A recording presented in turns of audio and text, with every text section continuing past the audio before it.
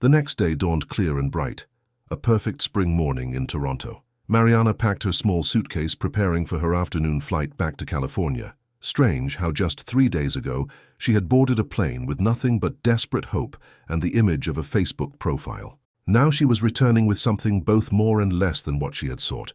Not the reunion she had imagined for 16 years, but the beginning of a new relationship with the woman her daughter had become. She checked out of the hotel, leaving her luggage with the concierge, and took a taxi to the harbor.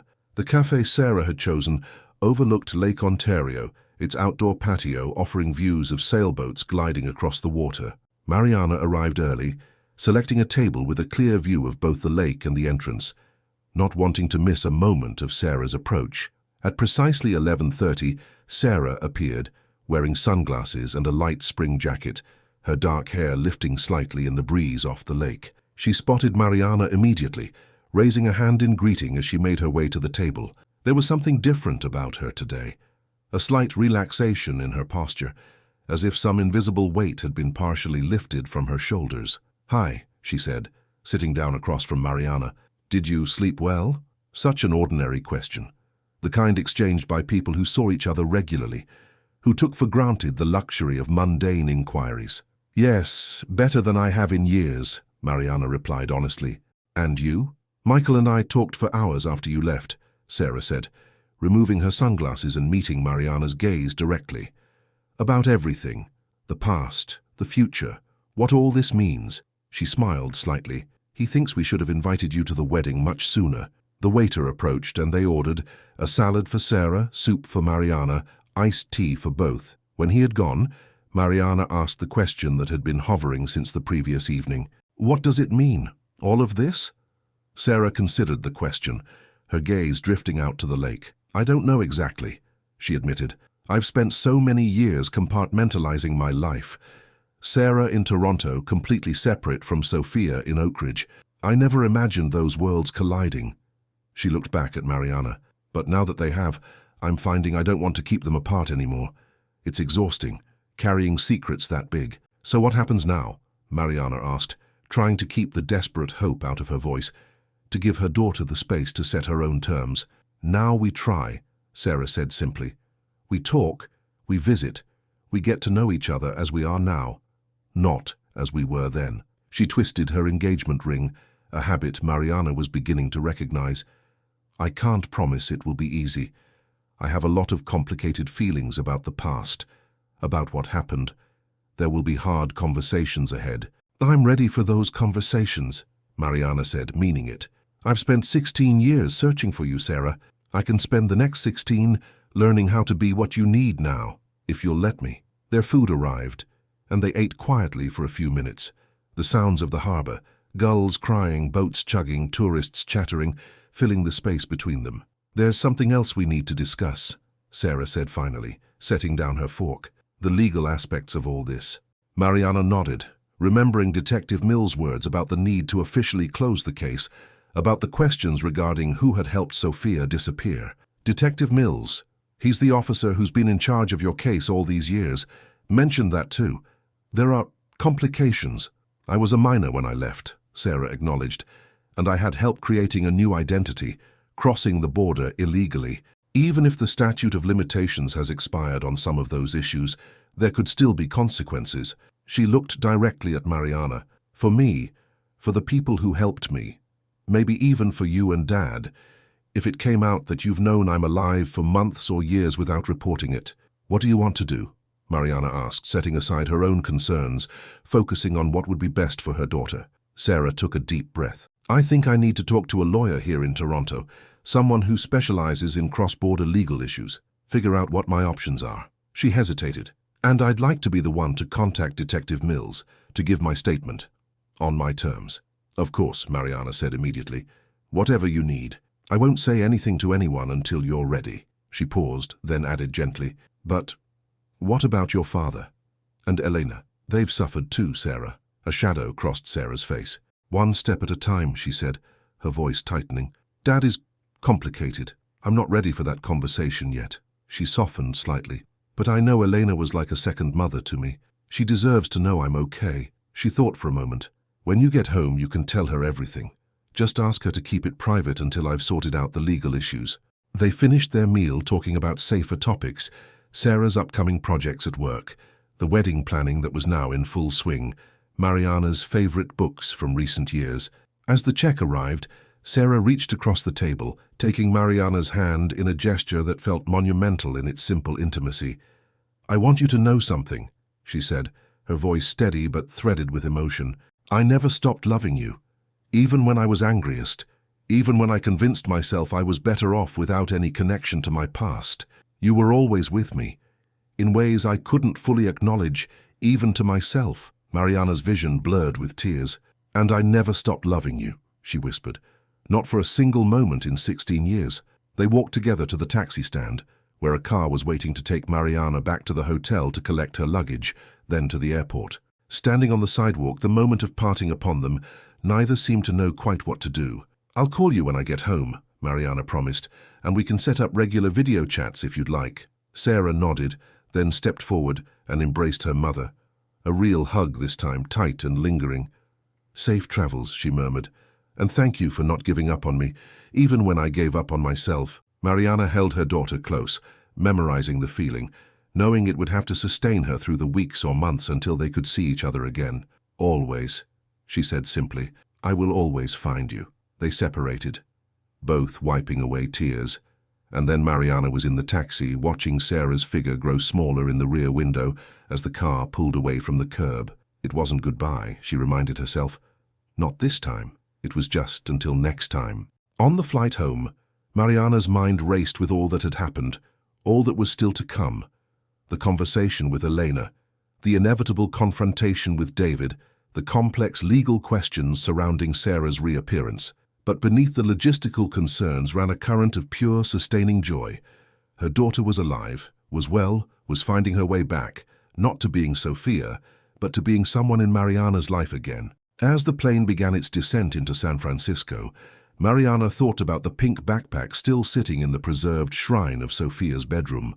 Perhaps it was time to pack it away, to let go of the frozen moment of loss that had defined her life for so long.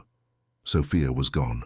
Had been gone by her own choice since that May morning 16 years ago, but Sarah was here, was real, was reaching across the divide with tentative hope.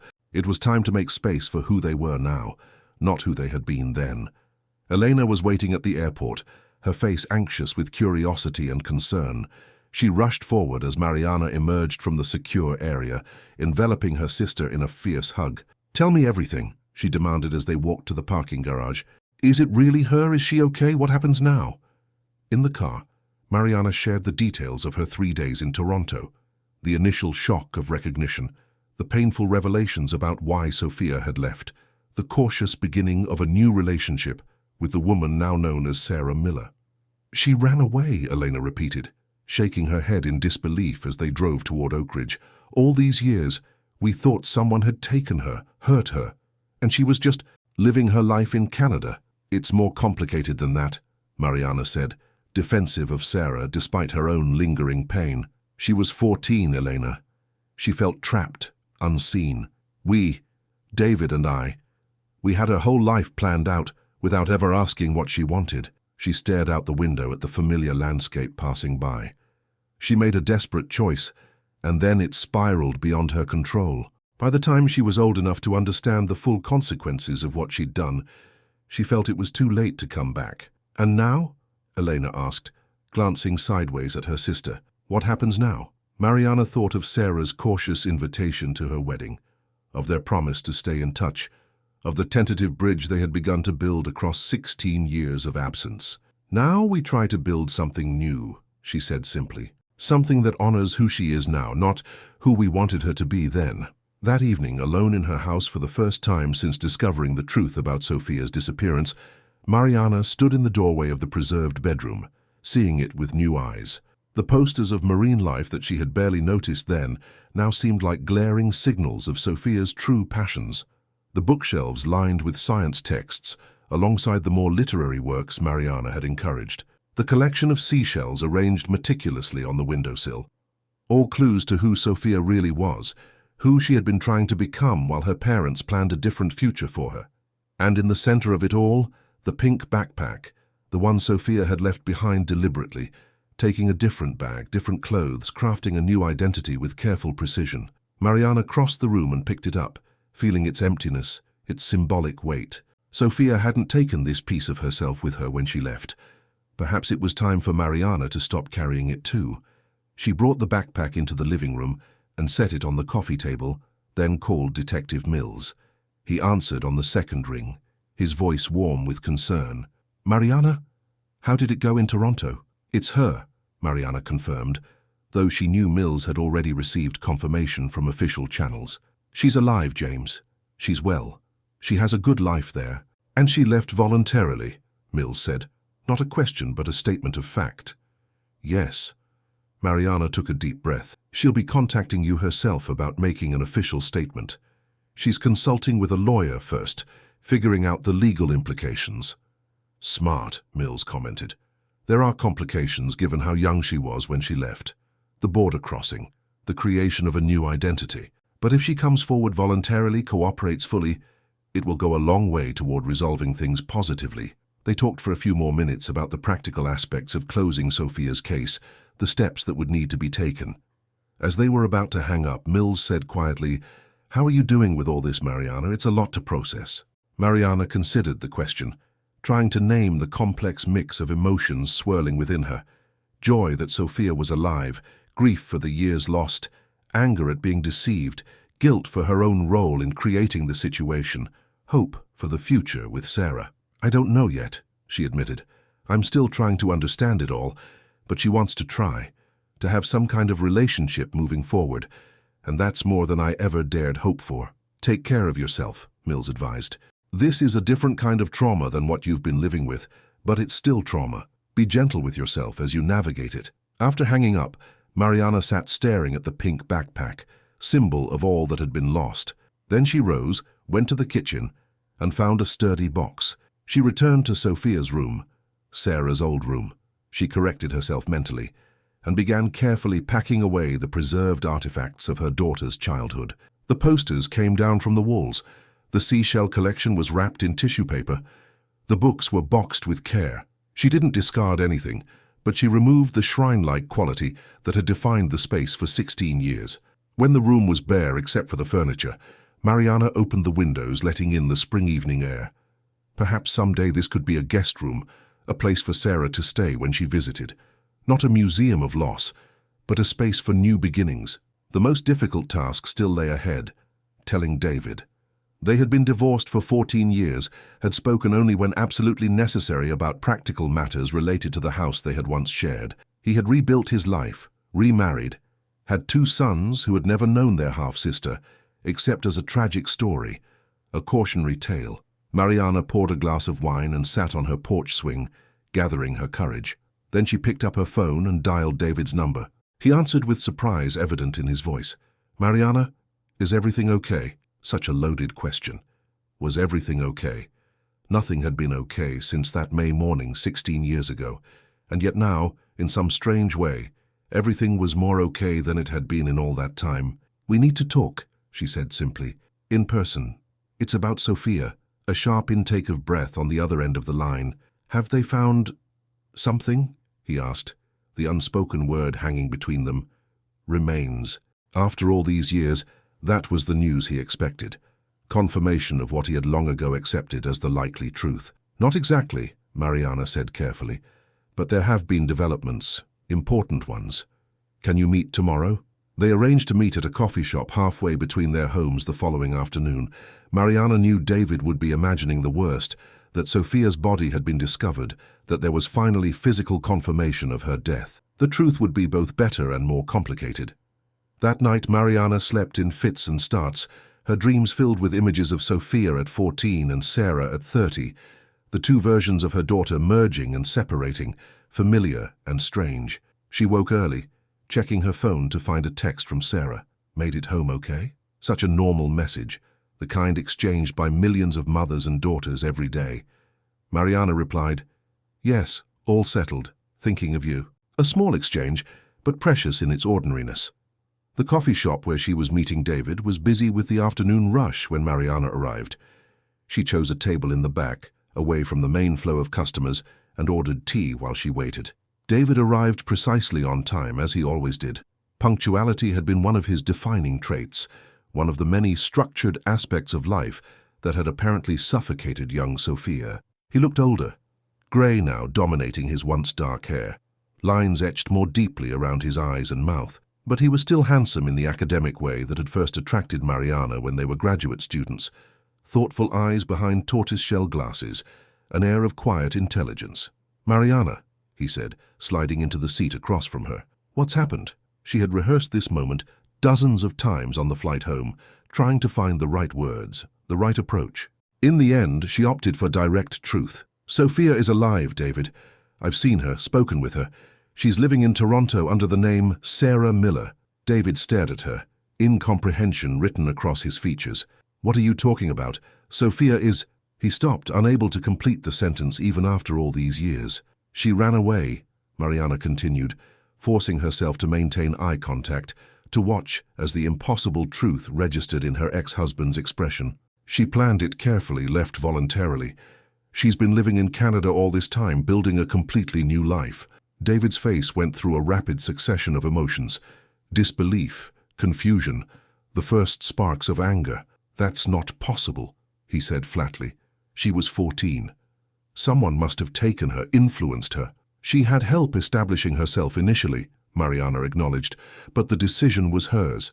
She left because she felt trapped by our expectations, David, by the future we had planned for her without ever asking what she wanted." "This is insane," David said, his voice rising slightly before he got it under control.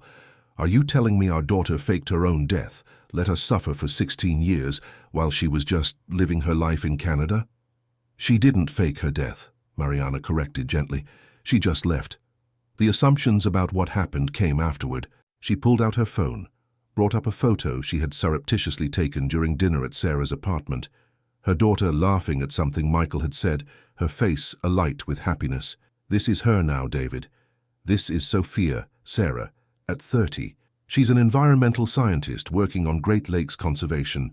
She's engaged to be married in September." David took the phone with a trembling hand, staring at the image of the daughter he had mourned for 16 years, now grown into a woman he didn't know. "My God," he whispered, "it's really her." He looked up, his eyes swimming with tears behind his glasses. "Why? Why would she do this to us?" Mariana summarized what Sarah had shared about her reasons for leaving, the suffocation she had felt under their expectations, the desperate need to discover who she was beyond the identity her parents had constructed for her. As she spoke, she watched David's expression shift from shock to hurt to the beginnings of understanding. "We were so sure we knew what was best for her," he said finally, his voice hollow, "so convinced of the path she should take." "We didn't listen," Mariana agreed softly. "We didn't really see her. And by the time she felt desperate enough to leave, she didn't believe we ever would." David handed back the phone, his movements mechanical. "Does she want to see me? To meet Thomas and James?" The question Mariana had been dreading. "She's not ready for that yet," she said as gently as possible. "This is all very new for her too, David. She spent 16 years building a life completely separate from us. She needs time to figure out how to integrate these two worlds." Pain flashed across his face, followed by a flash of the anger that had always been his response to feeling hurt. "So she'll see you, but not me, of course." "It's not like that," Mariana said, though she wasn't entirely sure it wasn't. "She's struggling with complicated feelings about both of us, about the past. She's taking one step at a time." She hesitated, then added, "And there are legal issues to consider. She was a minor when she left, crossed the border illegally, created a new identity. She's consulting with a lawyer before making any more contacts." David sat back in his chair, visibly trying to process the staggering revelations. 16 years, he said, shaking his head in disbelief. "She let us think she was dead for 16 years. His voice hardened. "Do you have any idea what that did to us, to me? I've spent every day of Thomas and James's lives terrified that they would be taken from me too, that I'd lose them the way we lost Sophia." "I know," Mariana said, her own pain evident in her voice. "Believe me, I know what these years have cost. I lived them too, David." She leaned forward slightly. "But anger won't help us now. Sarah, that's who she is now, Sarah. She's reaching out, trying to find a way forward. If we want any relationship with her at all, we have to meet her where she is." They talked for over an hour, going round and round the same questions, the same hurt and confusion. David cycled through anger, disbelief, moments of understanding followed by fresh waves of betrayal. Mariana listened, letting him process the shock in his own way, just as she had done on the long flight from Toronto. "What do I tell Cynthia?" he asked eventually, referring to his second wife, the mother of his sons. "What do I tell the boys?" "That's up to you," Mariana said carefully. "Sarah has asked for privacy while she sorts out the legal issues, but Cynthia is your wife. You'll need her support processing this. As for Thomas and James," she considered the question. "Perhaps just that Sophia has been found, that she's okay, but that the situation is complicated and will take time to resolve." David nodded slowly, some of the tension leaving his shoulders. "I still can't believe it," he said, his voice softer now. "All these years I've imagined the worst, that she was taken, hurt, buried somewhere we'd never find her." He looked down at his untouched coffee. "In a twisted way, this is better. She's alive, she's well, she's had a good life." He looked up, meeting Mariana's eyes. "But it's also worse, isn't it? To know she chose to leave us, to let us suffer when she could have ended that suffering with a single phone call." "She was 14 when she left," Mariana reminded him gently. By the time she was old enough to truly understand what she'd done, she felt it was too late to come back, that too much time had passed. She reached across the table, briefly touching David's hand. "We all made mistakes, David, all of us. Now we have a chance to find a way forward if we can set aside the pain of the past." As they parted outside the coffee shop, David seemed smaller somehow, diminished by the weight of revelations too enormous to fully comprehend in a single conversation. "Will you let me know?" he asked, his voice catching slightly. "If she changes her mind about seeing me?" "Of course," Mariana promised. "And David, she might not be ready now, but that doesn't mean she won't be eventually. Give her time." The weeks that followed took on a surreal quality. Externally, Mariana's life looked much the same. She went to work at the library, maintained her home, chatted with neighbors about ordinary things. But internally, everything had shifted.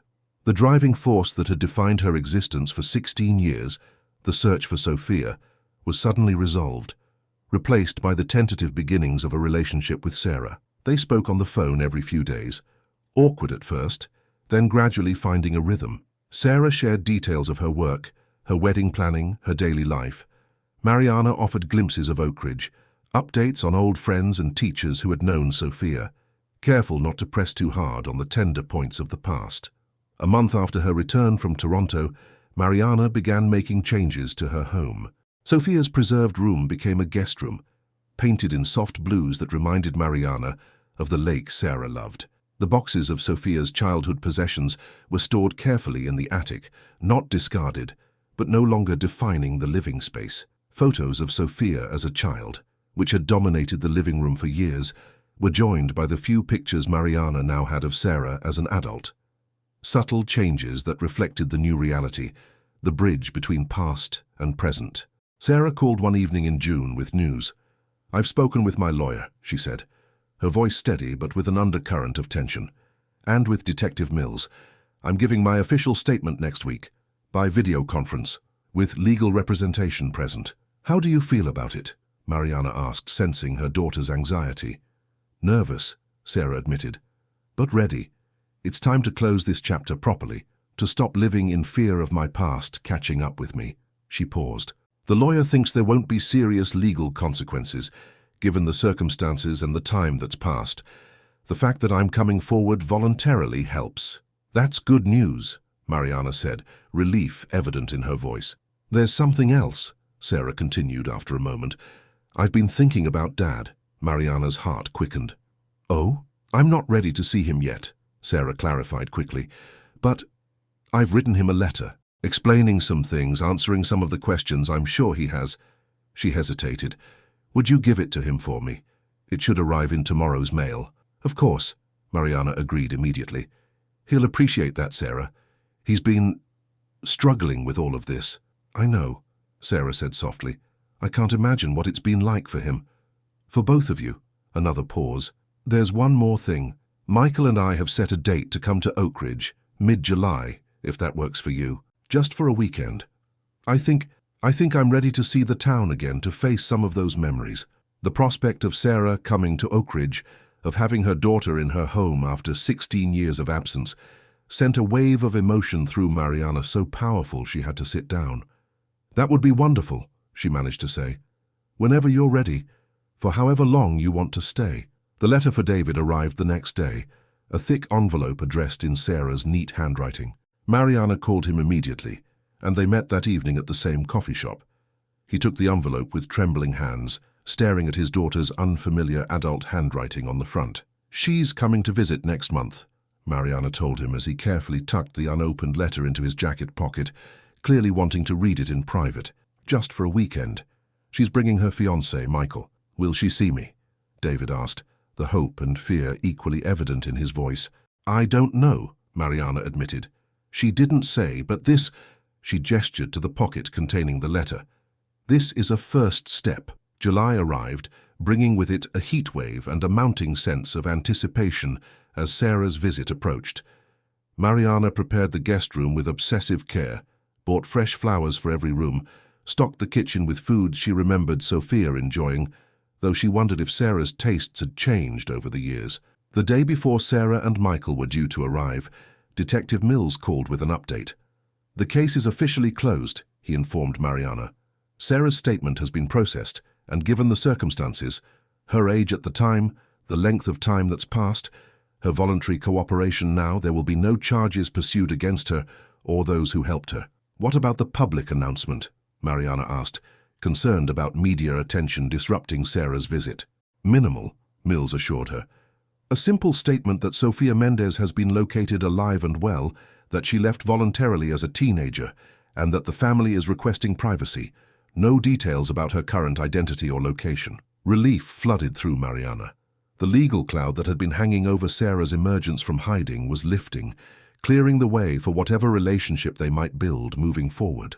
The following afternoon, Mariana stood on her front porch watching as a rental car pulled into her driveway. Sarah emerged from the passenger side, looking both familiar and strange in the context of the home she had fled 16 years earlier. Michael followed, his supportive presence evident in the way he stayed close to Sarah's side as they approached the house. "Welcome home," Mariana said softly as they reached the porch steps, immediately regretting her choice of words. This wasn't Sarah's home anymore. It was the place Sophia had left behind. But Sarah smiled, a flash of genuine warmth cutting through the tension of the moment. "Thank you," she said simply, stepping forward to embrace her mother with more ease than any of their previous hugs had held. The weekend unfolded with a delicate balance of past and present, of reconnection and new discovery. Sarah walked through the house with quiet attentiveness, running her fingers over familiar banisters and door frames, pausing occasionally at a photo or object that triggered a specific memory. "You've changed things," she observed, as Mariana showed them to the guest room that had once been Sophia's bedroom. "Yes," Mariana acknowledged. "After Toronto, I realized it was time to stop living in that frozen moment of loss." She gestured to the updated space, now peaceful and welcoming rather than preserved in teenage stasis. "I've kept everything, though. All your books, your collections. They're in the attic if you'd ever want to see them." Sarah nodded, her expression thoughtful. "Maybe sometime. Not this visit, but sometime." That evening, as they sat on the porch after dinner, Michael excused himself to make a work call, leaving mother and daughter alone for the first time since Sarah's arrival. "How does it feel?" Mariana asked gently. "Being back here?" Sarah gazed out at the familiar neighborhood, the street where she had walked away on that May morning so long ago. "Strange," she admitted. "Like visiting a place I've only seen in dreams, familiar but distant at the same time." She turned to look at Mariana. "I was so sure I'd never come back here, that Sophia was gone forever." "And now?" Mariana asked, her heart in her throat. A small smile touched Sarah's lips. "Now I'm beginning to think that maybe Sophia isn't entirely gone, that maybe parts of her still exist within Sarah." She reached for Mariana's hand. "That maybe there's room in my life for both the past and the future." The gesture, the words, brought tears to Mariana's eyes. "I'd like that," she whispered, "very much." The following day brought the conversation Mariana had been both hoping for and dreading. Over breakfast, Sarah said quietly, "I've been thinking about seeing Dad while I'm here." Mariana looked up from her coffee, careful to keep her expression neutral, supportive. "If you're ready for that, I can arrange it." Sarah nodded, her decision clearly already made. I am. After writing that letter, after coming back to Oak Ridge, it feels like the next necessary step. The meeting was arranged for that afternoon, at a quiet park on the edge of town where Sophia had once played as a child. Mariana drove Sarah there, Michael having opted to stay behind at the house, giving the family this moment to themselves. David was already waiting when they arrived, sitting on a bench near the duck pond, his posture rigid with tension. He stood as they approached, his eyes fixed on Sarah with a hunger that was almost painful to witness. "Dad," Sarah said softly as they reached him, the word clearly difficult for her to say after so many years. "Sophia," David breathed, then corrected himself. "Sarah, I'm sorry, Sarah." He stood awkwardly, clearly uncertain whether to attempt to embrace her. Sarah made the decision for him, stepping forward and allowing herself to be folded into her father's arms. It was a brief hug, more reserved than the ones she now shared with Mariana, but it was a beginning. They sat on the bench, Sarah between her parents, and talked, haltingly at first, then with increasing openness as the afternoon wore on. David shared stories of Thomas and James, showed pictures of the half-brothers Sarah had never met. Sarah spoke about her work, her life in Toronto, her upcoming wedding. The conversation wasn't easy.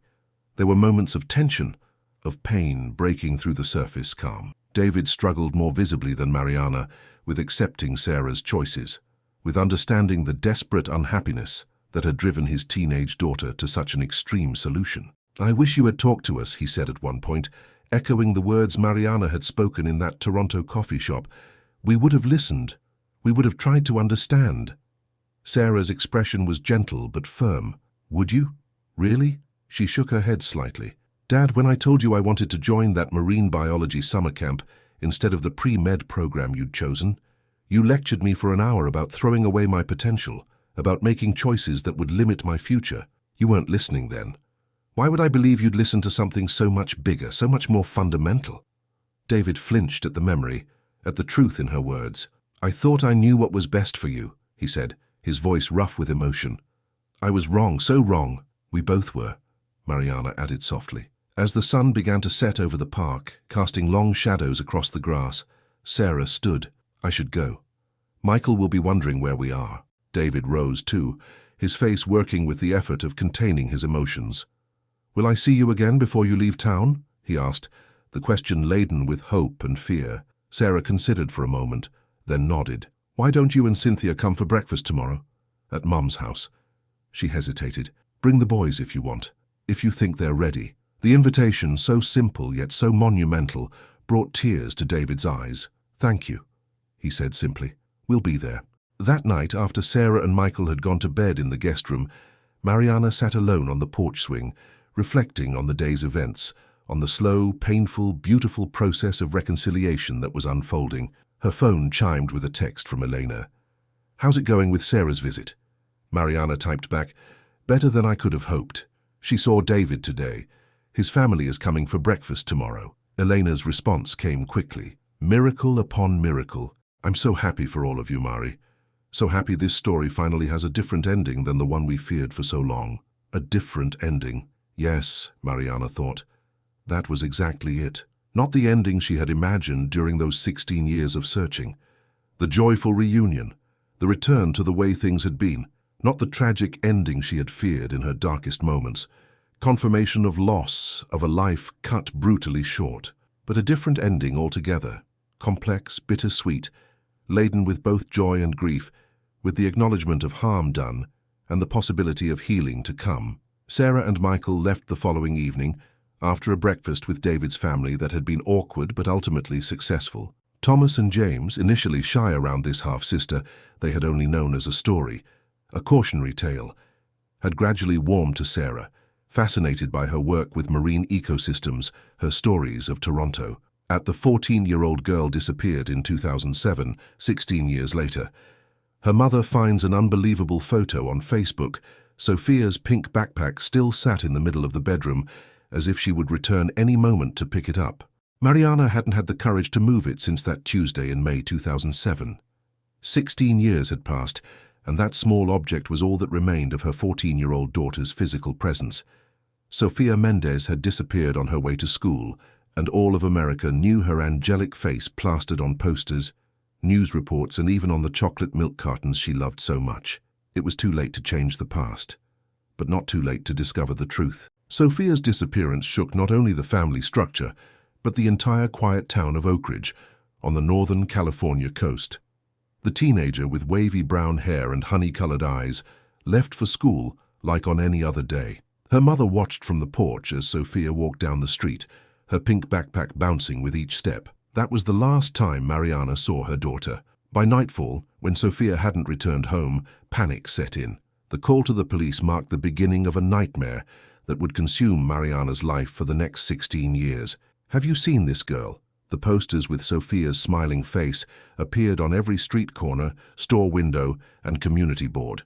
The investigation initially moved quickly, with local police, volunteers, and eventually the FBI combing through every inch of Oak Ridge and the surrounding woodlands. Sophia had simply vanished between her home and the school less than a mile away. No witnesses, no evidence, no trail to follow. It was as if she had been erased from existence on that spring morning, leaving behind only questions and a bottomless void in Mariana's heart. The first year was the hardest. Mariana couldn't sleep, couldn't eat. She spent days driving around town, searching faces in crowds, hoping to catch a glimpse of her daughter. David, her husband, tried to be strong for both of them, but the strain was too much. Their marriage, once solid as rock, began to crack under the weight of their shared grief. "She's out there somewhere," Mariana would say, staring at Sophia's school photo on the living room mantel. "I can feel it." David would nod, but the light in his eyes dimmed a little more each day. By the second anniversary of Sophia's disappearance, David had moved out. He couldn't bear to live in the house filled with memories, couldn't face the pink backpack that Mariana refused to move from Sophia's room. "I need to start living again," he told her on his way out. "And you should too." But how could she? Without knowing what happened to Sophia, without closure, Mariana's life remained suspended in that terrible moment when she realized her daughter wasn't coming home. The media coverage dwindled after the third year. New cases, new missing children took Sophia's place in the public consciousness. The weekly updates from Detective Mills became monthly, then quarterly. "We haven't forgotten about Sophia," he would assure Mariana during their increasingly brief meetings. "But we've exhausted all leads." Mariana nodded, thanked him for his time, and returned home to continue her own search, scrolling through missing persons forums and support groups online late into the night. It was too late for hope, but not for obsession. Mariana's house became a shrine to her missing daughter. Sophia's room remained untouched, the posters of teen idols on the walls, the collection of seashells on the dresser, the unmade bed. Visitors stopped coming, friends drifted away. They couldn't understand why Mariana wouldn't move on. But how could she move on when part of her heart was missing? When every birthday, every Christmas, every milestone passed with an empty chair at the table? The 5th anniversary brought a brief resurgence of interest. A local news channel did a feature on the case, interviewing Mariana in Sophia's preserved bedroom. "Do you still believe she's alive?" the reporter asked, microphone thrust forward. Mariana's eyes, hollow from years of grief, stared directly into the camera. "A mother knows. Sophia is out there, and I will never stop looking." The story aired once, then faded away like all the others. Time passed, but Mariana's determination never wavered. She became a familiar figure at the police station, bringing in any scrap of information she could find. Most of it led nowhere, reported sightings that couldn't be verified, theories that collapsed under scrutiny. Detective Mills, now grey-haired and approaching retirement, received her with the same patient kindness, but the resignation in his eyes told her what he wouldn't say aloud. Sophia's case had gone cold and would likely remain that way. In 2012, 5 years after the disappearance, David remarried. He invited Mariana to the wedding, an olive branch she couldn't accept. "How could he build a new life when our daughter is still missing?" she asked her therapist, Dr. Foster, during one of their weekly sessions. "He's not building a new life," Dr. Foster replied gently. "He's finding a way to continue the only life he has." The words stung because they contained a truth Mariana wasn't ready to face. The 10th anniversary came and went with little fanfare. A small gathering of family and the few friends who had remained loyal stood with Mariana at a candlelight vigil in the town square. Sophia's face, digitally aged to show how she might look at 24, watched over them from a large banner. "Someone knows something," Mariana said to the sparse crowd. "Someone has the key to bringing Sophia home." But her words echoed in the empty space, answered only by the flickering of candles soon extinguished by the evening breeze. Mariana's parents, once her strongest support, began to suggest that perhaps it was time to consider the possibility that Sophia was gone forever. "We're not saying to forget her," her father said during a Sunday dinner, his voice cracking with his own grief, "just to make peace with not knowing." Mariana left without finishing her meal, driving to the beach where Sophia had loved to collect shells. She sat on the sand until dawn, listening to the waves and wondering if the sea held secrets about her daughter that no one would ever uncover. It was too late for peace, but not for routine. Mariana continued working as an elementary school librarian, finding solace in helping young children discover the joy of reading. She volunteered with organizations dedicated to finding missing persons, channeling her pain into purpose. On the outside, she functioned, paid her bills, maintained her home, even occasionally joined colleagues for dinner. But inside, she remained frozen in 2007, waiting for her daughter to walk through the door and complete their interrupted life. The technological landscape changed dramatically over the years. Social media platforms rose and fell, but Mariana maintained profiles on all of them, regularly posting about Sophia. She learned to use facial recognition software, scoured databases of unidentified persons, and joined international networks of families searching for missing loved ones. Technology offered new avenues of hope, but also new ways to be disappointed. On the 13th anniversary, a Cold Case podcast featured Sophia's disappearance. The hosts interviewed Mariana, examined the evidence, and speculated about what might have happened. The episode went viral, bringing a flood of tips to the Oak Ridge Police Department. For a few heady weeks, it seemed like there might be a breakthrough. Detective Mills, now retired but still invested in the case, helped the new detectives sift through the information. In the end, though, the renewed interest yielded nothing concrete, just more theories and possibilities that led nowhere. Mariana's health began to suffer after years of stress and grief. At 53, she looked a decade older, with deep lines etching her once smooth face and silver threading through her dark hair. Dr. Foster worried about her blood pressure, her insomnia, her increasing isolation. "Sophia wouldn't want you to stop living," she told Mariana during one particularly difficult session. "She'd want you to be happy." Mariana nodded, but they both knew that without answers, happiness remained an abstract concept, a distant shore she could see but never reach. The 14th year brought another painful milestone. Sophia had now been missing for longer than she had been present in Mariana's life. The realization hit her one ordinary Tuesday as she was dusting the framed photographs in the living room. She sank to the floor, clutching Sophia's 8th-grade portrait to her chest, and allowed herself to weep for everything that had been lost. Not just her daughter, but her marriage, her youth, her capacity for joy. It was too late for normalcy, but not for adapting. Mariana joined a grief support group at Dr. Foster's suggestion. There she met others who lived with unresolved loss. Parents of missing children, families of soldiers never recovered from war zones, relatives of hikers who vanished in national parks. Their stories didn't diminish her pain, but they helped her feel less alone in it. "We're members of a club no one wants to join," said Richard, whose son had disappeared during a spring break trip 20 years earlier. "But at least we understand each other." The 15th anniversary passed quietly. The media had long since moved on, and even most of Mariana's family treated the date like any other. Only her sister Elena remembered, arriving at Mariana's door with takeout and a bottle of wine. They sat in silence on the porch swing, watching the sunset paint the sky in shades of pink that reminded them both of Sophia's backpack. "Do you ever think about what she'd be like now?" Elena asked softly. Mariana nodded. "Every day, every single day."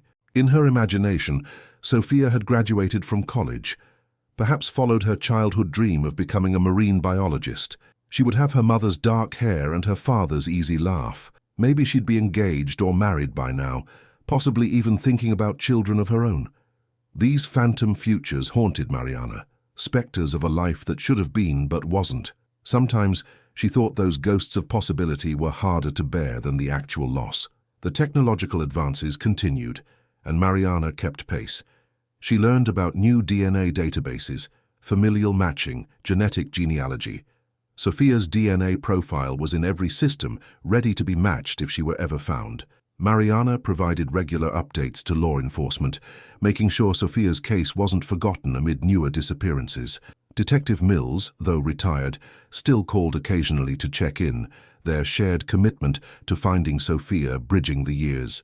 In January 2023, nearly 16 years after Sophia's disappearance, Mariana created yet another social media account, this time on a platform popular with younger users. She posted Sophia's story and her age-progressed photos, tagging them with relevant hashtags as she had learned to do. The post gained modest traction, a few hundred shares, supportive comments from strangers, the usual mix of well-meaning advice and conspiracy theories.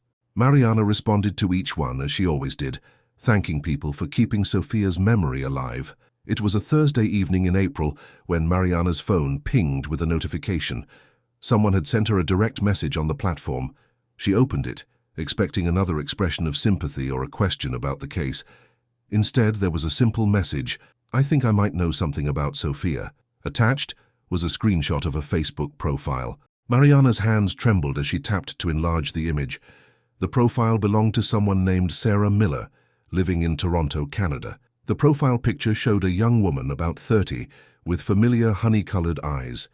Mariana's heart raced as she scrolled through the publicly available photos on Sarah Miller's profile. There weren't many. The account seemed relatively new and not very active, but each image sent a jolt of recognition through her. The shape of the eyes, the small mole near the right eyebrow, the way her smile lifted slightly higher on the left side, all echoed Sophia's features, matured by time, but unmistakable to a mother's eye. Could it be? After 16 years of false leads and dashed hopes, Mariana had learned to temper her expectations. But something about this felt different. She messaged the person who had sent her the tip, asking for more information. "I saw her at a coffee shop in Toronto where I was visiting last month," came the reply. "She looked so much like the age-progressed photo you posted that I had to do some digging. Her Facebook says she's been in Canada since 2009. Mariana spent the night researching Sarah Miller, finding sparse but consistent online presence dating back about 14 years. A LinkedIn profile indicated she had graduated from the University of Toronto and now worked for an environmental consulting firm. There was no information about her life before college, no childhood photos, no family connections visible on any platform. It was as if Sarah Miller had simply appeared as an adult with no past. It was too late for caution, but not for careful planning. Mariana contacted Detective Mills the next morning, sharing her discovery. He listened patiently, then advised restraint. "We've been down this road before," he reminded her gently. "Let me make some inquiries through official channels before you do anything." Mariana agreed, but as the days passed with no updates, her patience wore thin. Every hour that passed felt like another hour stolen from her reunion with Sophia, if Sarah Miller was indeed her daughter. After a week of agonizing waiting, Mariana made a decision. She booked a flight to Toronto, packed a small suitcase, and left a message for Detective Mills explaining her actions. "I have to see for myself," she told his voicemail. "I'll be careful, but I have to know." She took a leave of absence from the library, asked Elena to check on her house, and boarded a plane to Canada with nothing but hope and fear tangled in her heart. Toronto was vast and unfamiliar, a maze of high-rises and busy streets so different from the quiet coastal town of Oak Ridge. Mariana checked into a modest hotel downtown, then pulled up the address of the environmental consulting firm where Sarah Miller worked. It was only a few blocks away, close enough that she could walk there in the morning. That night, sleep eluded her as questions raced through her mind. Would Sophia recognize her? Would she be angry, happy, indifferent? Had she been taken against her will, or, the thought that had haunted Mariana for years, had she chosen to leave? Morning came with a spring drizzle that beaded on Mariana's raincoat as she positioned herself across the street from a gleaming office building. Employees streamed in, coffee cups and umbrellas in hand, hurrying to start their workday. Mariana's eyes scanned each face, her heart leaping at every woman who appeared to be the right age. And then, at 8:47, she saw her. Sarah Miller, or Sophia, walked briskly toward the entrance, her dark hair now cut in a short, professional style, wearing a tailored coat and carrying a leather briefcase. Mariana's breath caught in her throat, Even from a distance, even with the years and changes between them, she knew. A mother knows. She stepped forward without thinking, crossing the busy street against the light, earning honks from irritated drivers. Sophia! The name tore from her lips before she could stop herself. The young woman turned, startled by the unfamiliar voice calling a name she hadn't heard in 16 years. Their eyes met across the rain-slick sidewalk. For one suspended moment, Mariana saw recognition flicker in those honey-colored eyes. Her eyes, David's shape. Then, like a curtain falling, the young woman's face closed off. She turned and hurried into the building, disappearing behind the revolving glass doors before Mariana could reach her. Mariana stood frozen on the sidewalk, rain mingling with tears on her face. She had found her. After 16 years of searching, she had found Sophia. But Sophia, Sarah, had run from her. The realization cut deeper than any pain Mariana had felt in all the years of not knowing. Her daughter was alive, was well, was successful, and wanted nothing to do with her. It was too late to turn back. Mariana waited in the building's lobby all day, ignoring the suspicious glances from security personnel. When Sarah Miller emerged at 5:30, she was accompanied by a colleague deep in conversation. Mariana approached slowly this time, not wanting to frighten her. "Please," she said quietly, "just 5 minutes. That's all I'm asking for." Sarah Miller stopped, her posture rigid with tension. She whispered something to her colleague, who nodded and walked away, leaving the two women facing each other beside a decorative fountain. "You shouldn't have come here," Sarah said, her voice low and controlled. "I have a life now, a good life." "I never stopped looking for you," Mariana said, fighting to keep her voice steady. "Not for one day in 16 years? Sarah's expression flickered between emotions. Guilt, anger, something like regret. "I know," she said finally. "I saw the posts, the stories. You were very persistent." The word hung between them, neither compliment nor accusation. "What happened?" Mariana asked, the question that had consumed her for over a decade and a half, finally spoken aloud to the only person who could answer it. "Were you taken? Did someone hurt you?" "Please, Sophia." "Don't call me that," Sarah cut in sharply. "That's not my name anymore. It hasn't been for a long time." She glanced around the busy lobby, then sighed. "There's a coffee shop around the corner. We can talk there. 5 minutes, like you said." The coffee shop was crowded, offering a bubble of anonymous privacy amid the after-work rush. They sat at a small table in the corner, 2 cups of untouched tea between them. Mariana couldn't bring herself to think of her daughter by that name, twisted a silver ring on her right hand, a nervous gesture that was painfully familiar. "I wasn't kidnapped," she began without preamble. "I left. I planned it for months. Saved my allowance, researched bus routes, figured out how to get fake ID." She spoke matter-of-factly, as if describing a science project rather than an act that had devastated lives. "I met someone online who helped me, a woman in Vancouver who took in runaways. She helped me get to Canada, get established with a new identity. Later I moved to Toronto for college on a scholarship." Mariana struggled to process what she was hearing. "But why? Were you unhappy? Was I a bad mother?" The questions that had tormented her for years spilled out, raw and painful. Something softened in Sarah's expression. "No, you weren't a bad mother. It wasn't about you at all, really. It was about me, about who I needed to become." She paused, searching for words. "Oakridge was suffocating me. Everyone knew me as David and Mariana's perfect daughter, the straight-A student, the good girl. I couldn't breathe. I couldn't figure out who I actually was." "You were 14, Mariana whispered, the pain evident in her voice. "You could have talked to us. We would have listened. We would have helped you." Sarah shook her head. "Would you? When I tried to talk about maybe not going to college right away, about wanting to travel, you and Dad shut it down immediately. Your lives were so planned out, so certain. There was no room for me to be different." She took a sip of her tea, her hand steady now. "I know it was extreme, what I did. I know it hurt you. As I got older, I understood more about the pain I must have caused, but I couldn't go back." 16 years, Mariana said, her voice breaking. "You let us think you were dead for 16 years. At first I was just running. Then when I saw the search efforts, the media coverage, I was scared. I thought I'd be forced to come back, to live a life that wasn't mine." Sarah's eyes, so like her father's, met Mariana's directly. "By the time I was old enough to really understand what I'd done, too much time had passed. What was I supposed to do? Walk back into your life after 5 years, 8, 10, how could I explain that? It was too late for easy answers, but not for truth. We never gave up on you, Mariana said. Your father and I divorced. He remarried eventually, but I kept your room exactly as you left it. I kept searching.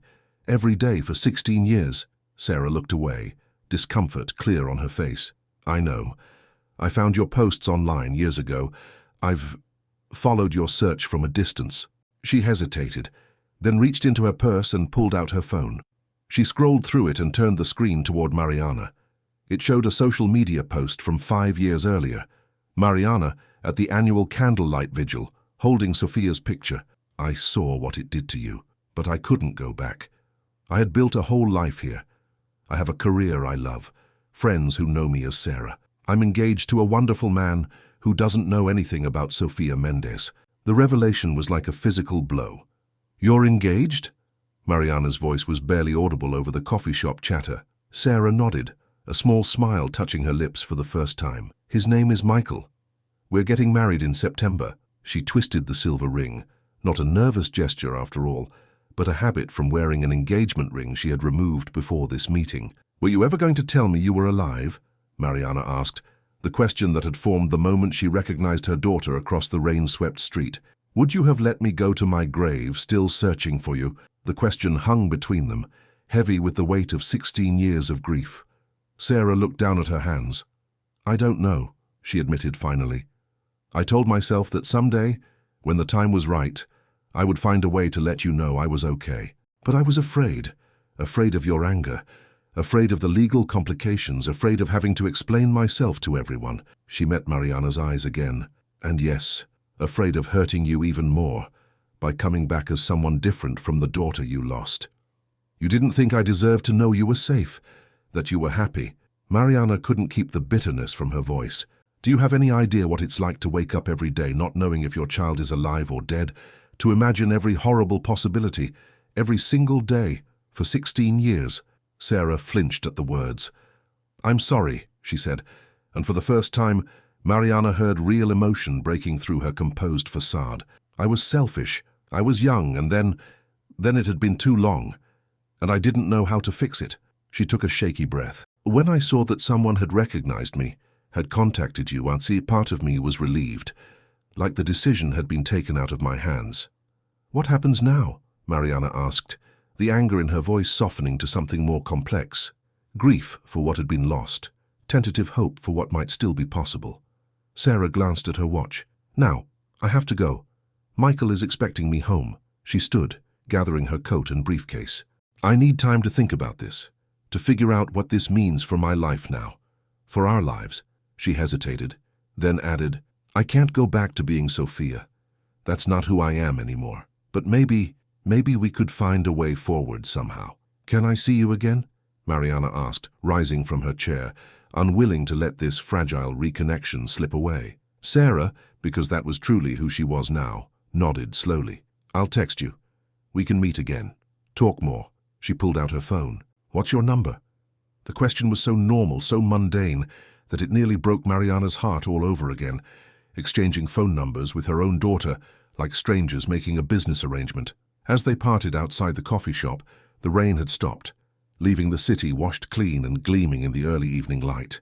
Goodbye, Mom, Sarah said quietly, the word Mom sounding rusty with disuse. She turned and walked away, her figure growing smaller against the urban landscape, until she disappeared around a corner, not vanishing without a trace this time, but simply going home to her own life, her own future. Mariana stood watching long after Sarah had gone, tears streaming unchecked down her face.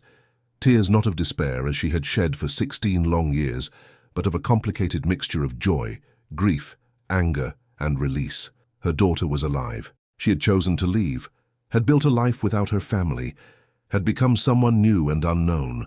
The Sophia she had searched for no longer existed, if she ever truly had. And yet, Sarah existed. Sarah, with Sophia's eyes and David's smile, with a career and a fiancé and a future. It was too late to reclaim what had been lost, but perhaps not too late to build something new from the ashes of the past. Mariana walked slowly back to her hotel, her mind racing with all that had happened, all that had been revealed. She thought of the pink backpack sitting in a preserved bedroom 3,000 miles away, of David who had moved on long ago, of the years spent searching for someone who hadn't wanted to be found. As she entered her hotel room, her phone chimed with a message. Tomorrow, 1 p.m., same coffee shop. The text was from an unknown number, Sarah's number. Mariana typed back a simple yes, her fingers trembling slightly on the screen. That night, for the first time in 16 years, Mariana slept deeply and dreamlessly, without waking to check her phone for missed calls or emails, without the subconscious vigilance that had become second nature. In the morning, she would begin the process of understanding this new reality, of getting to know the woman her daughter had become without her. There would be more difficult conversations, more painful revelations, more bridges to build across the chasm of lost years. But for tonight, it was enough to know that Sophia, Sarah, was alive, that she was well, that the search that had defined Mariana's existence for so long was over, even if the ending was nothing like what she had imagined during those endless nights of waiting and hoping. The truth, as it so often is, was more complicated than any scenario she had envisioned. Neither the joyful reunion of her dreams nor the tragic confirmation of her nightmares. In the quiet hotel room, Mariana looked out at the Toronto skyline, the city where her daughter had been living all this time, building a life in plain sight yet invisible to those who had been searching for her. Tomorrow would bring new challenges, new emotions to navigate. But tonight, at last, she could rest, knowing that while Sophia Mendez might be gone forever, Sarah Miller was very much alive. It was too late for the past, but not for the future, and for now, that had to be enough. The following morning, Mariana woke early, her mind immediately filling with the reality of yesterday's encounter. She checked her phone. The text from Sarah was still there, confirming their 1 p.m. meeting. It hadn't been a dream. She ordered room service coffee and sat by the window, watching Toronto come alive below her. Somewhere out there, her daughter was also starting her day, perhaps telling her fiancé about the mother who had suddenly reappeared in her life. Mariana's phone rang, startling her from her thoughts. Detective Mills' name flashed on the screen.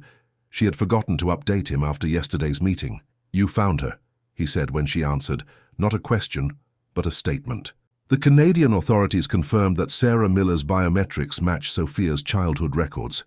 "Yes," Mariana said, her voice still raw with emotion. "She wasn't taken, James. She ran away. She left voluntarily." Saying it out loud still felt like swallowing glass. There was a long pause on the other end of the line. "I suspected as much," he finally said, his voice gentle. "The lack of evidence of abduction, the precision of her disappearance, but I didn't want to add to your pain with speculation." Another pause. "What happens now?" "I don't know," Mariana admitted. "We're meeting again today. She's built a whole life here, James. She's engaged. She works for an environmental firm. She's happy." The word caught in her throat. All these years of imagining Sophia held against her will, suffering, needing rescue, and instead she had been thriving, deliberately hidden from the mother who had devoted her life to finding her. "Do you want me to close the case officially?" Mills asked. "I'll need a statement from her confirming her identity and that she left voluntarily. There are legal implications, Mariana. She was a minor when she disappeared. There might be questions about who helped her." The protective instinct that had driven Mariana for 16 years flared again, but this time for a different reason. "Can we wait on that? I don't want to scare her off with legal complications. She's just barely willing to talk to me." Mills sighed. "I can give you some time, but eventually this needs to be resolved officially. Too many resources have been spent on this search. Too many people have been involved." His tone softened. "Take care of yourself, Mariana. This isn't going to be an easy road." After hanging up, Mariana spent the morning in a daze of preparation. She showered, changed, carefully applied makeup to hide the signs of her sleepless years. She wanted to look strong for this meeting, not like the broken woman she had been for so long. At noon, she left the hotel, arriving at the coffee shop early. She chose a different table this time, one in a quieter corner, and ordered tea for both of them, remembering how Sarah had barely touched hers yesterday. At precisely 1 p.m., Sarah walked in, her professional appearance from yesterday replaced by casual weekend clothes, jeans and a simple sweater that made her look younger, more like the Sophia that Mariana remembered. She scanned the room, spotted Mariana, and walked over with measured steps. "You came," Mariana couldn't help saying as Sarah sat down across from her. A small smile flickered across Sarah's face. I said I would. She noticed the tea waiting for her and wrapped her hands around the mug. Thank you. The simple exchange felt monumental. Mother and daughter sharing tea, talking like normal people. Mariana had imagined their reunion thousands of times over the years, but never like this. Never with this strange mixture of familiarity and distance. I told Michael about you last night, Sarah said after a moment of silence. About who I was before. She twisted the silver ring on her finger again. It was the first time I've ever told anyone the full truth. How did he take it? Mariana asked, realizing with a pang that this man, this stranger, now knew more about her daughter's life than she did. Sarah's expression softened. He was shocked, of course, but supportive. He wants to meet you, actually. She hesitated. If that's something you'd want. Mariana nodded, not trusting herself to speak. Meeting her daughter's fiancé. Such a normal milestone, yet happening under the most abnormal circumstances. There's something else you should know, Sarah continued, her voice measured. I've been in therapy for the past 8 years, working through everything. My decision to leave. The pain I caused. She met Mariana's eyes directly. I'm not the scared, impulsive teenager who ran away anymore. I've tried to become someone who takes responsibility for her actions. Yet you never contacted us, Mariana couldn't help saying, the hurt evident in her voice despite her efforts to remain calm. Sarah looked down at her tea. I know how that sounds. I told myself it was a kindness, that reappearing after you'd started to heal would just reopen the wounds. But my therapist helped me see that was partly an excuse. I was afraid. She took a deep breath. Afraid of your anger, your questions. Afraid you wouldn't understand why I had to leave. Help me understand now, Mariana said, leaning forward slightly. Please, sir. She stopped, uncertain which name to use. You can call me Sarah, her daughter said quietly. It's who I am now. She stared into her tea for a long moment, gathering her thoughts. Do you remember my 13th birthday? Dad gave me that book of colleges, with all the best pre-med programs highlighted? Mariana nodded, remembering the leather-bound guide that David had presented so proudly to their daughter. I didn't want to be a doctor, Sarah said, her voice taking on an edge Mariana had never heard before. I never wanted that, but you and Dad had decided that was my path since I was in elementary school. Sophia's going to be a brilliant surgeon someday. You'd tell everyone so proud. She shook her head. Every time you said it, I felt like I was disappearing. Like Sophia, the future doctor was erasing whoever I might actually want to become. We were just proud of you, Mariana whispered, the words sounding hollow even to her own ears. We wanted the best for you. You wanted the best version of me that you had imagined, Sarah corrected gently. Not the best for who I actually was, she sighed. I tried to tell you both. Remember when I joined the environmental club at school? When I brought home all those books about marine conservation? You called it a phase. Dad said it was fine as a hobby, but not a serious career path. The memories came flooding back. Sophia's sudden passion for ocean conservation, the posters of sea creatures she'd put up in her room alongside the academic achievement certificates her parents had framed. Mariana had barely paid attention, seeing it as just another adolescent interest that would pass. That's what I do now, you know, Sarah continued. My firm specializes in Great Lakes ecosystem preservation. I'm doing exactly what I tried to tell you I wanted to do when I was 14. A note of pride entered her voice. I'm good at it. I've helped draft legislation that's actually making a difference. I didn't know, Mariana said, feeling the weight of her own blindness. I didn't see. You couldn't see past the future you'd planned for me, Sarah said, not unkindly. And I couldn't figure out how to make you see me, the real me. So I decided to start over somewhere no one had any expectations about who I was supposed to be. By faking your death, the words came out sharper than Mariana intended. By letting us think you'd been murdered or trafficked or worse. Sarah flinched visibly. I didn't think it through that far, she admitted. I was 14, angry, desperate to breathe. I just wanted to escape. I told myself you and Dad would be sad for a while but would move on. Her voice dropped. I didn't understand the kind of pain I would cause. Not really. Not until I was older. And by then, she trailed off, the familiar refrain hanging unspoken between them. It was too late. They sat in silence for a moment, the weight of 16 years pressing down on both of them. I have something to show you, Sarah said finally, reaching into her bag. She pulled out a small worn journal with a blue cover. I kept this all these years. She slid it across the table. "It might help you understand." Mariana stared at the journal, her hand trembling slightly as she reached for it. The cover was faded, the corners softened with age and use. She opened it carefully, as if it might disintegrate in her hands. Inside, she recognized Sophia's handwriting, rounder then, less formed than Sarah's adult script would be, filling page after page with thoughts, feelings, plans. The earliest entry was dated 8 months before the disappearance. "Mom and Dad fighting again about my future. Dad wants me to apply for that summer program at the university. Mom agrees with him, as always. Neither of them asked what I want." Mariana flipped through the pages, her heart constricting as she read her daughter's increasingly desperate words. "Sometimes I feel like I can't breathe in this house. Nobody sees me, just what they want me to be. I found someone online who understands, who's offering to help me start over." The final entry, dated the day before Sophia disappeared, read simply, "Tomorrow I become someone new.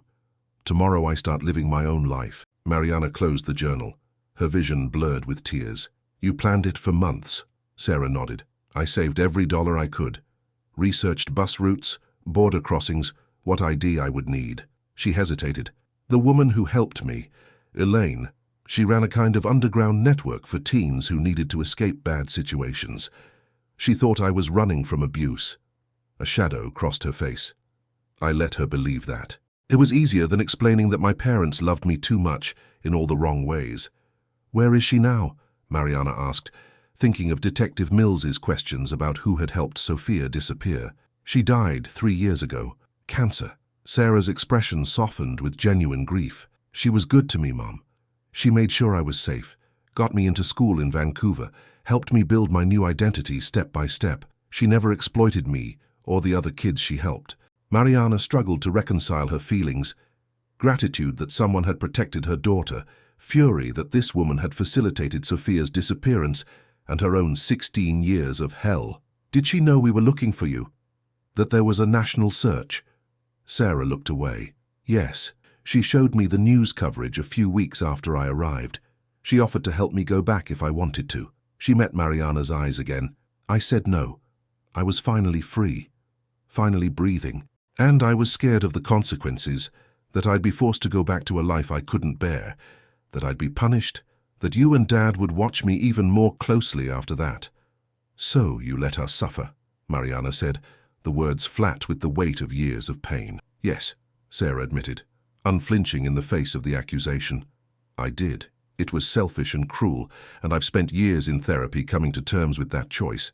I can't undo it. I can only try to explain it and ask, someday, not now, but someday, for forgiveness." The raw honesty of the words caught Mariana off guard.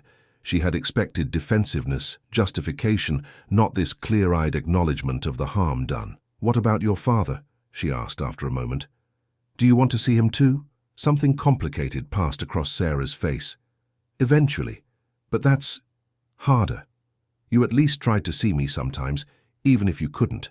Dad never did. He had the perfect daughter all planned out, and when she vanished, he just replaced her with a new life, a new family." The bitterness in her voice revealed a wound that hadn't healed despite the years and distance. Mariana felt a strange impulse to defend David, to explain how broken he had been after Sophia's disappearance, but she remained silent. That wasn't her story to tell. "I saw online that he has 2 sons now," Sarah continued, her voice carefully neutral. "My half-brothers, Thomas and James." She smiled faintly. "James was my grandfather's name." "Yes," Mariana said. "They're 12 and 10. Good boys. They know about you, about Sophia. There are pictures of you in their home." She paused. "David never stopped loving you, Sarah. He just found a different way to survive." Sarah nodded, accepting the words without comment. "And you? These 16 years, what has your life been besides searching for me?" The question was like a spotlight suddenly turned on the empty room of Mariana's existence. What had her life been besides the search? "I still work at the library," she said slowly. "I find peace there, helping children discover books that might change their lives. I volunteer with missing persons organizations." She hesitated. "I haven't had any serious relationships since your father. It felt disloyal somehow to the search." "And now?" Sarah asked quietly. "Now that the search is over?" Mariana looked at her daughter, This adult stranger, with familiar eyes, who had once been the center of her world. "I don't know," she admitted. "I've defined myself as Sophia's mother, searching for her missing daughter for so long. I'm not sure who I am without that mission."